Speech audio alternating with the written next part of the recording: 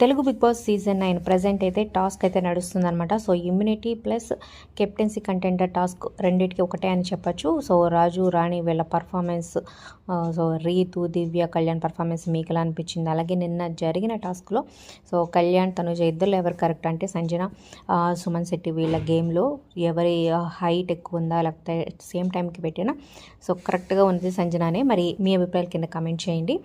Okay, ఒక like చేసి video share చేయడం మర్చిపోద్దు. మరిన్ని అప్డేట్స్ కోసం మన ఛానల్ సబ్స్క్రైబ్ చేసుకోండి. అలాగే మీ ఫేవరెట్ కంటెస్టెంట్ ఎవరో ఖచ్చితంగా కింద కమెంట్ చేయండి.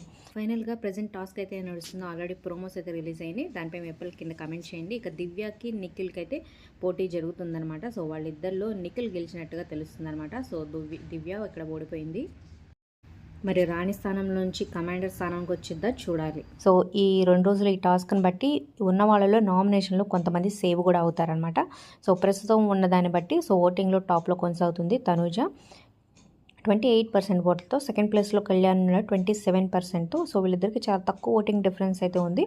సో కొన్ని వెబ్సైట్లతో కళ్యాణే టాప్లో, సెకండ్లో తనూజ. సో ఫస్ట్ టాప్ 2 ప్లేస్లో వీళ్ళు కొనసాగుతున్నారు. ఇక థర్డ్ ప్లేస్లో భరణి ఉన్నాడు 11% ఓట్లతో. నెక్స్ట్ ఫోర్త్ ప్లేస్లో సుమన్ శెట్టి ఉన్నాడు 7% ఓట్లతో. నెక్స్ట్ సంజన ఉంది 5.6%తో. నెక్స్ట్ రీతు చౌదరి ఉంది 4.99, ఆల్మోస్ట్ 5% ఓటింగ్తో ఉంది. ఇక నెక్స్ట్ దివ్య ఉంది 4.36తో. ఇక తర్వాత ప్లేస్లో డిమోన్ పవన్ ఉన్నాడు 3.87తో. ఇక లాస్ట్ 2 ప్లేస్లో గౌరవ్ గుప్తా అండ్ నిఖిల్ ఉన్నారనమాట. 2 to 3 ఓటింగ్ పర్సెంట్తో డేంజర్ జోన్లో అయితే వీళ్ళిద్దరు ఉన్నారు. కాకపోతే ప్రజెంట్ టాస్క్ని బట్టి ఇమ్యూనిటీ ఆల్రెడీ నిఖిల్కి ఒకటి వచ్చింది కాబట్టి చూడాలి. సో ఎవరు ఎలిమినేట్ అవుతారని గెస్ట్ చేస్తున్నారు కింద కమెంట్ చేయండి. మళ్ళీ అప్డేట్స్ కోసం మీ ఛానల్ సబ్స్క్రైబ్ చేసుకోండి.